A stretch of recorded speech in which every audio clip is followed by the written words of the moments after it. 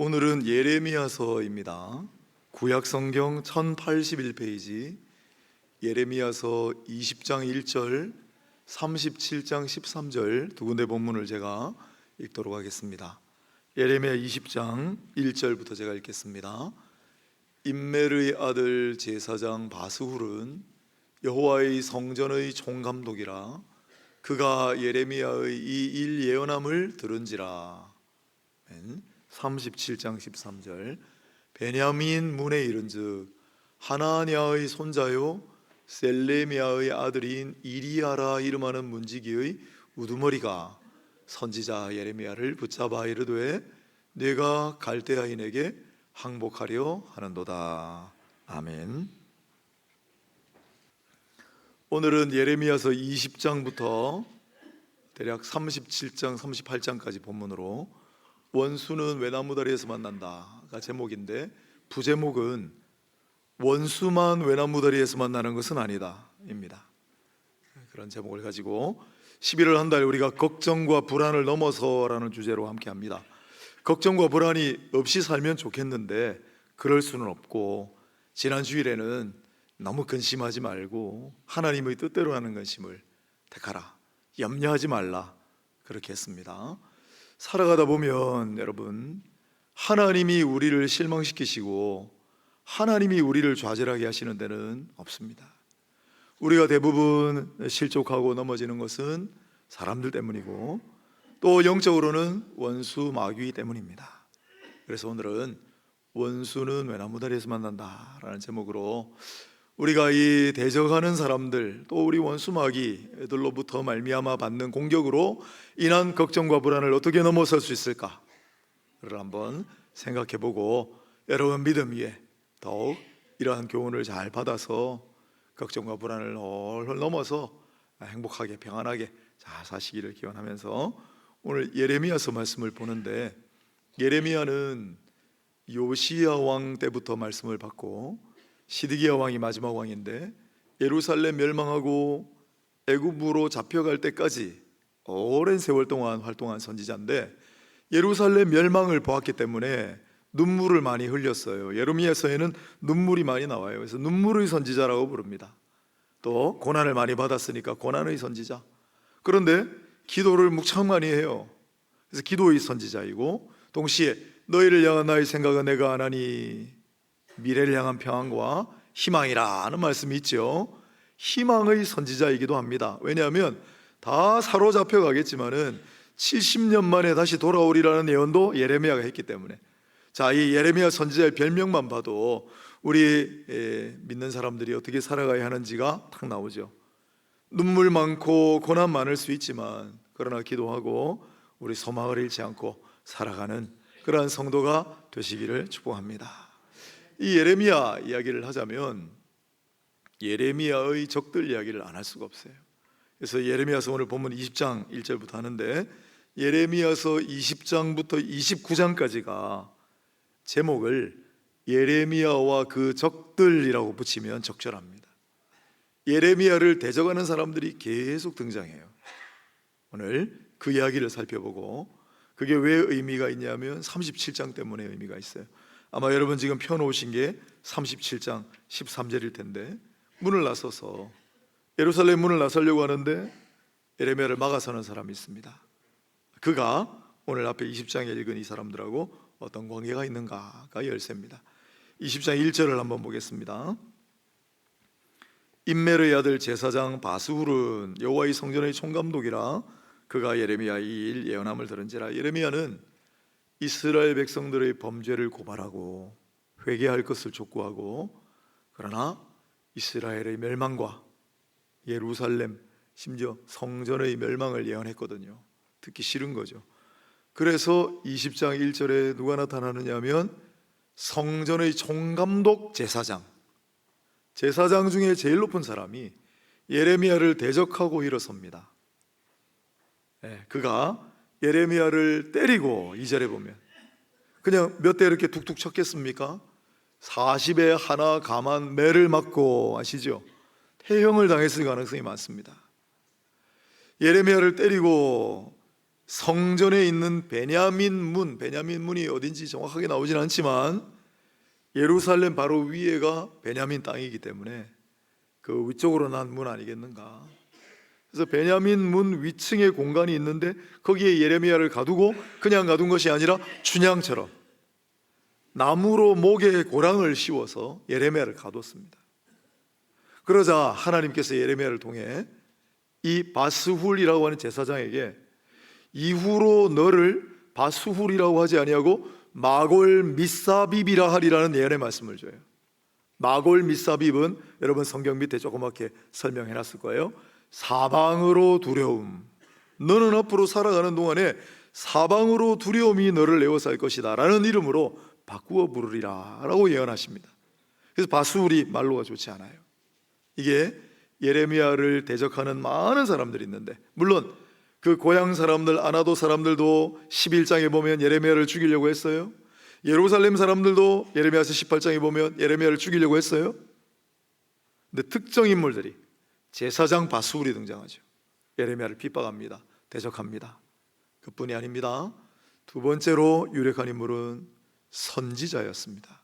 27장을 가보시면 거짓 선지자들과 싸우는 예레미야 모습이 나오는데 28장 1절에 여러분 성경 보시면 유다 왕 시드기야가 다스린 지 4년 5째 달 기브온 아수르의 아들 선지자 하나냐가 모든 백성들이 보는 앞에서 예레미야를 공개적으로 비난합니다. 예레미야가 뭐라고 했냐면 이 백성이 범죄하였으므로 하나님께서 목에 멍에를 씌워서, 예레미야의 목에 멍에를 씌웠잖아요. 이 백성들의 목에 멍에를 씌워서 사로잡혀 가게 하리라 예언했거든요. 이 하나냐라고 하는 선지자가 멍에, 그렇다면 설령 그 멍에가 있더라도 내가 그 멍에를 꺾어버리리라. 저희가 뭔데? 그리고 이미 느부갓네살 바벨론 왕이 2번이나 쳐들어와서 왕도 잡아가고 다니엘을 비롯한 세 친구도 잡아갔어요. 그런데 이 하나냐가 사로잡혀간 자들과 빼앗긴 기물들을 내가 2년 안에 다 돌아오게 하리라, 그렇게 얘기를 해요. 자기가 무슨 힘으로? 하나님께서 자기에게 그렇게 말씀하셨다는 거예요. 그러자 하나님께서 예레미야 선지자를 통해 내가 준 멍에를 꺾어버리리라고? 그렇다면 쇠 멍에를 거기 갖다 줘라. 쇠 멍에도 꺾을 수 있는가 보자. 그리고 내가 언제 2년 안에 사람들하고 기물들 다 돌려보낸다고 했느냐? 라고 하시면서 그 하나냐를 꾸짖으시고 28장 16절에 보면 내가 너를 지면에서 제하리니 네가 여호와께 패역한 말을 하였음이라 네가 금년에 죽으리라. 예레미야를 통하여 그렇게 전하셨어요. 그런데 28장 17절에 보니까 선지자 하나냐가 그해 7째 달에 죽었더라. 이게 그 당시 예루살렘 사회에 얼마나 화제가 됐겠습니까? 예레미야가 하나냐를 향해 당신은 이 금년에 죽으리라 말씀하셨소 했거든요. 그런데 앞에 이 하나냐가 참남된 말을 했던 게 4년 5째 달이라고 그랬거든요, 시드기야 왕. 그런데 28절 17절 보니까 7째 달에 죽었어요. 5째 달에 말씀을 전했는데 7째 달에 죽어버렸어요. 이게 하나냐에게 일어났던 사건입니다. 그런데 이렇게 수많은 적들, 29장에도 포로로 잡혀간 사람들 중에서도 굳이 예루살렘으로 편지를 보내가지고 예레미야를 어떻게 좀 해달라는 청원을 하는 사람까지 있었어요. 여러분, 왜 이렇게 예레미야에게는 적들이 많습니까? 왜 이렇게 예레미야를 못 잡아먹어서 안달난 사람들이 이렇게 많았죠? 왜 이렇게 예레미야를 못 죽여서 안달난 사람들이 이렇게 많았을까요? 예레미야는 하나님의 손에 붙들린 능력의 사람이었기 때문에 우리도 마찬가지입니다. 이게 살아가다 보면 우리에게도 대적하는 사람들, 원수 마귀의 존재가 등장합니다. 그렇지 않습니까? 그런데 유독 대적하는 사람들이 많고 원수 마귀가 나를 괴롭히고 침노하는 사람들은 그만큼 하나님의 은혜를 많이 받은 사람들이고 그만큼 하나님의 손에 붙들린 사람들이에요. 원수 마귀는, 대적하는 사람들은 어떻게든지 하나님의 사람을 엎어 넘어뜨리려고 하기 때문에. 그러니 사랑하는 여러분, 우리가 신앙생활하면 아무런 대적하는 사람도 없고 원수 마귀도 아무도 덤비지 않으면 좋겠지만은 그런 일은 잘 생기지 않습니다. 우리가 담대하게 나가셔야 합니다. 내가 하나님의 손에 붙들린 사람이라 그렇게 되는구나. 그리고 예레미야처럼 말씀을 붙잡고 나가셔야 됩니다. 여러분, 예레미야가 이렇게 수많은 적들이 자신을 치고 자신의 목숨을 위협할 때 오직 하나님께서 자신에게 주신 그 말씀을 붙잡고 살았을 거예요. 그 말씀이 어떤 말씀이냐면 예레미야서 1장 18절로 19절 말씀인데, 하나님께서 예레미야에게 이렇게 말씀하셨다고요. 수많은 적들이 너를 침노할지라도 내가 너를 견고한 쇠 기둥과 노성벽이 되게 하리라. 생각해 보세요. 쇠로 된 기둥입니다. 노스로 만든 성벽입니다. 어떤 불화살이 와도, 어떤 공격이 와도 끄떡 없어요. 흔들리지 않아요. 내가 너를 견고한 쇠기둥과 노성벽이 되게 하리라. 아마도 예레미야는 자신을 핍박하고 대적하는 수많은 사람들 앞에서 마음이 흔들렸겠지요. 힘들었겠지요. 그러나 하나님 주신 이 말씀, 나를 견고한 쇠기둥 노성벽으로 삼아주리라는 이 말씀을 붙들고 아마 참고 견뎌내며 나갔을 거예요. 다윗도 마찬가지예요. 다윗에게 얼마나 적들이 많았습니까? 심지어 자기 장인어른도 자기를 죽이려고 했는데, 그런데 다윗이 시편 2편에 이런 얘기합니다. 철장 권세를 내게 주셨으니, 쇠로 된 지팡이. 그래서 다윗도 그런 마음을 가지고 시편 3편 6절에 보면 천만인이 나를 애워사 진친다 할지라도 나는 두려워하지 아니하리라.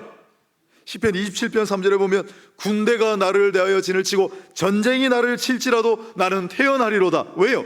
하나님이 나를 견고한 쇠기둥 노성벽과 같이 만들어주시고 나에게 철장 권세를 주셨다는 믿음이 있었기 때문에요. 살아가다 보면 대적들이 있습니다. 왜 이렇게 괴롭히는 사람들이 많습니까? 원수 마귀가 나를 대적할 때 얼마나 많습니까? 많이 있을수록 그렇게 생각하셔야 돼요. 내가 하나님 은혜를 많이 받았나 보다, 하나님이 나를 위하여 하실 일들이 많은가 보다. 그러니까 그렇게 많은 대적들이 붙고 많은 원수 마귀가 붙는 겁니다. 그럴 때 힘들고 어려우면 이 말씀을 붙들고 기도하십시오. 하나님 앞에 간절한 마음으로 기도하실 때 하나님께서 이 마음을 주신다면 나에게 철장 권세를 주시고 나를 견고한 쇠기둥과 노성벽으로 삼아주실 줄로 믿습니다 하고 어떠한 불화살도 담대하게 견뎌내고 굳건하게 서서 흔들리지 말고 나가시는 모두가 되시기를 바랍니다. 그뿐만이 아니었습니다. 유다왕 마지막 시드기야 왕 때 바벨론 느부갓네살 왕이 예루살렘 포위를 하는데 일시적으로 그 포위를 풀고 물러갑니다. 왜냐하면 애굽의 바로가 바벨론하고 전쟁하기 위해 군대를 소집해서 북상 중이라는 소식을 들었기 때문이에요. 예루살렘이 문제가 아니에요. 애굽하고 싸워야 되기 때문에 바벨론 왕이 군대를 풀었습니다. 그래서 예레미야는 자기 고향 땅 아나돗을 향하여 분깃을 받으려고 예루살렘 성문을 나서려고 하는데 37장 13절에 보면 이 예레미야를 딱 막아서는 사람이 있었어요. 안 돼, 못 가. 그리고 37장 13절을 보면 베냐민 문에 이른 적, 여기도 베냐민 문이에요. 앞서 대적들 때문에 베냐민 문 위에 막고 갇혔던 곳이 베냐민 문입니다. 베냐민 문에 이른 적 하나냐의 손자요 셀레미야의 아들인 이리야라 이름하는 문지기의 우두머리가 선지자 예레미야를 붙잡아 이르되 네가 갈대인에게 항복하리 하는도다. 첩자다, 갈대아 사람들에게 항복하러 가는 민족의 반역자다. 이렇게 사람들 앞에 동네방네 떠들고, 누가요? 이리야라는 사람이. 그가 누구입니까? 성전 문지기의 우두머리인데 더 중요한 것은 바로 위에 하나냐의 손자라고 하잖아요. 하나냐가 누구였죠? 예레미야가 당신 금년을 못 넘기고 죽을 거야 라고 했을 때 석 달 만에 죽었던 자칭 선지자.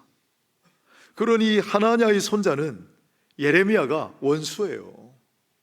예레미야는 예루살렘 성문을 나서다가 외나무 다리에서 원수를 만납니다.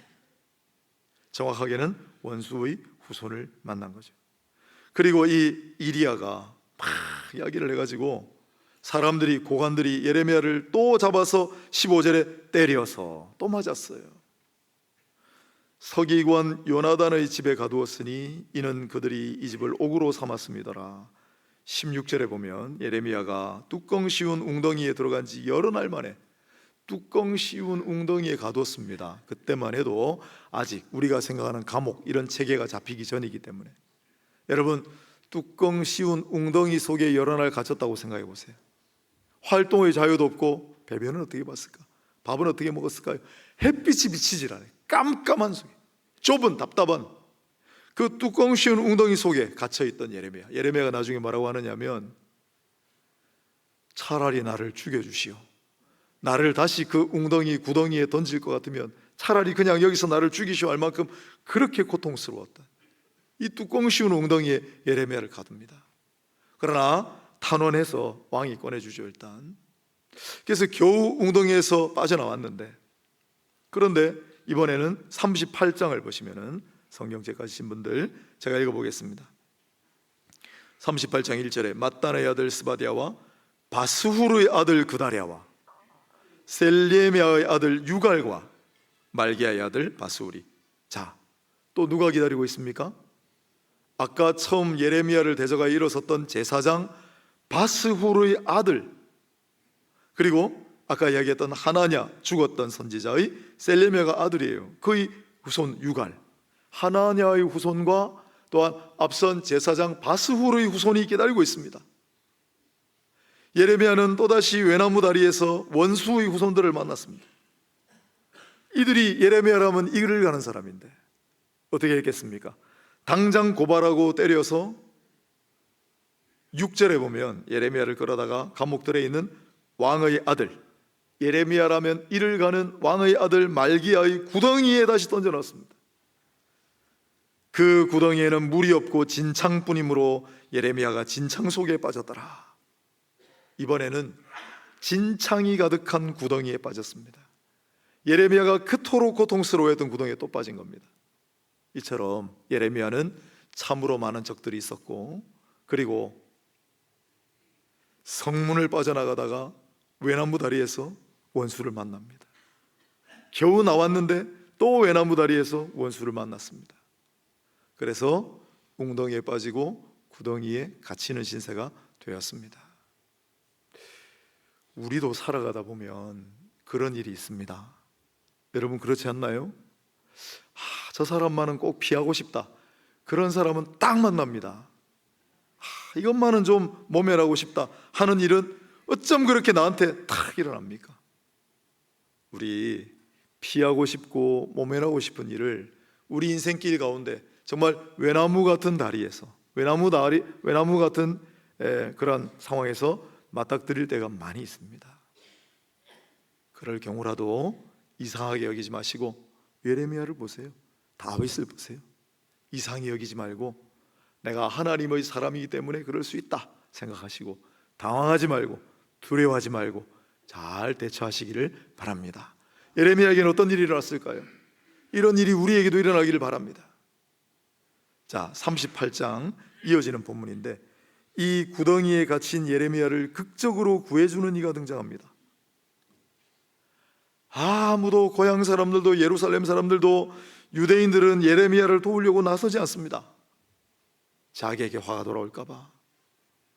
그런데 38장 7절에 보면 왕궁 넷이 구스인 에벤멜렉이,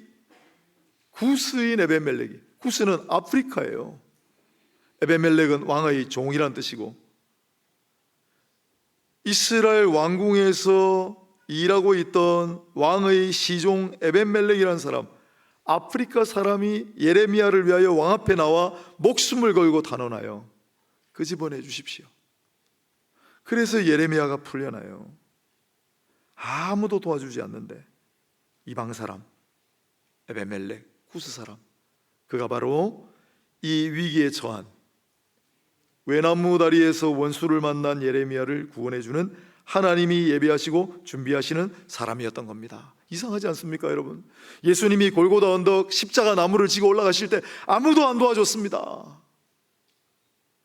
그 처참한 예수님의 몰골을 보고 내가 좀 도와드리겠습니다 이분을 아무도 나서지 않을 때 누가 나섰어요? 아프리카 사람이 나섰잖아요.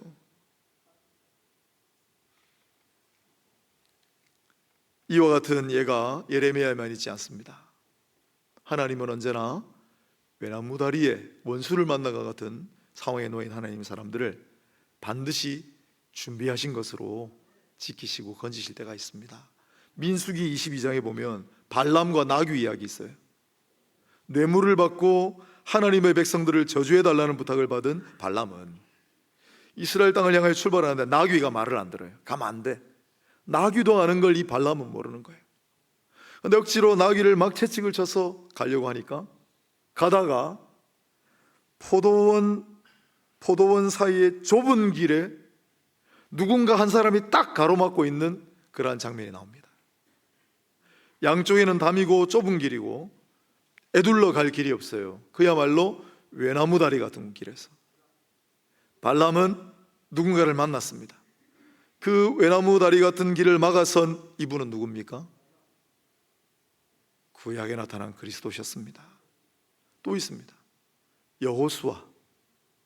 여호수아는 여리고를 향하여 여리고를 점령해야 되니까 그래서 미리 가요 자기가. 근데 예루살렘은 높은 금정산 같은 높은 곳입니다. 여리고는 해발보다 낮은 땅이에요. 높은 데서 낮은 곳으로 내려가는 길이고 굉장히 험해요. 길이 한 사람 겨우 가는 길이에요. 외나무 다리 같은 길이에요. 그 여리고를 향하여 여호수아가 먼저 가는데 그 외나무 다리 같은 길을 막아서는 사람이 있어요. 여호수아는 외나무 다리 같은 길에서 누굴 만났습니까? 나는 여호와의 군대 대장으로 여기에 있느니라 선포하신 분이 누굽니까?